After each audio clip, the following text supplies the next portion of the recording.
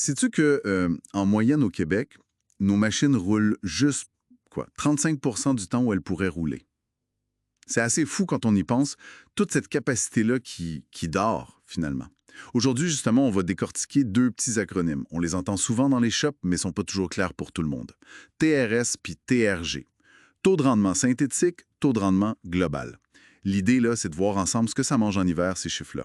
Pourquoi c'est crucial pour n'importe quelle usine, puis comment ça peut nous aider à produire plus, souvent même sans acheter de nouvelles machines. On va jaser de ça simplement. Exactement. C'est pas juste des chiffres pour un rapport, là. C'est vraiment comme une boussole. Ça nous indique où regarder pour trouver les vraies opportunités d'amélioration. Où est-ce qu'on perd de l'efficacité, tu sais, sans même s'en rendre compte. Bon, commençons par le plus connu, le TRS, le taux de rendement synthétique.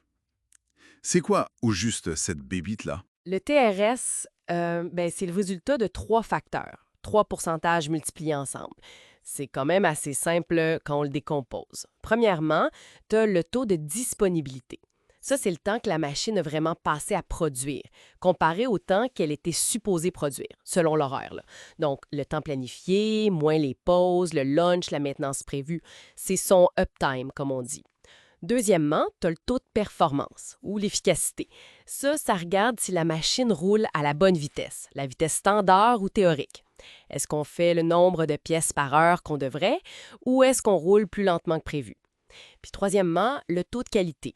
Ça, c'est facile à comprendre, c'est la proportion de bonnes pièces qui sortent, sans défaut, sur le total produit.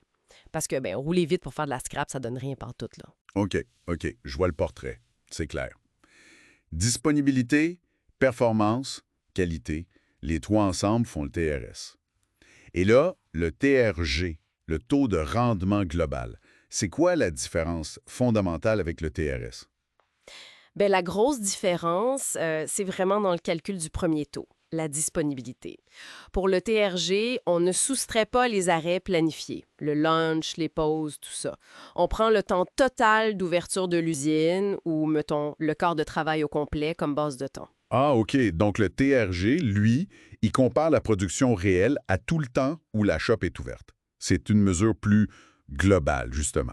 C'est exactement ça. Ça mesure vraiment l'utilisation de l'équipement sur tout le temps où il pourrait être utilisé, peu importe la planification. Le TRS, lui, focus vraiment sur la performance pendant le temps où on avait prévu de produire.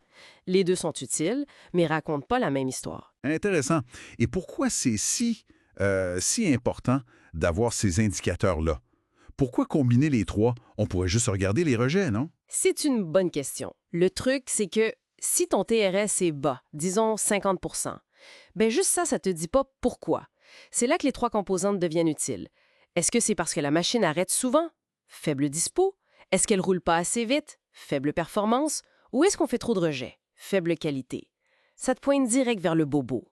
Le vrai pouvoir du TRS, c'est ça. Ça transforme un problème flou de productivité en cible claire. Tu sais où agir. Puis avec le 35 de disponibilité moyen au Québec qu'on mentionnait au début, ça veut dire qu'il y a une marge de manœuvre énorme, là. Souvent, le réflexe, ici comme ailleurs, c'est de dire « Ah, ça nous prendrait une autre machine. Alors que celles qu'on a sont peut-être juste utilisées à moitié. C'est ça le piège. Elles dorment une bonne partie du temps. Sans mesurer le TRS ou le TRG, c'est vraiment dur de voir cette capacité cachée. J'ai vu des entreprises, juste en améliorant la dispo de 10-15 sur une machine critique, ils ont évité un gros investissement puis ont pu prendre plus de contrats. C'est puissant. Puis ça s'applique pas juste aux grosses machines CNC, là. Ça marche pour une ligne d'assemblage manuel, un poste de soudure, une ligne de peinture. Tu peux zoomer sur un équipement ou regarder l'usine au complet.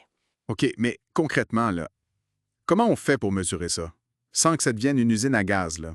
Mettre ça en place. Pour la disponibilité, il faut savoir quand la machine roule, quand elle arrête, mais surtout pourquoi elle arrête. Les causes non planifiées, là. Panne, setup, manque de matériel, faut loguer ça. C'est pas juste savoir s'il y a du courant dedans, tu sais.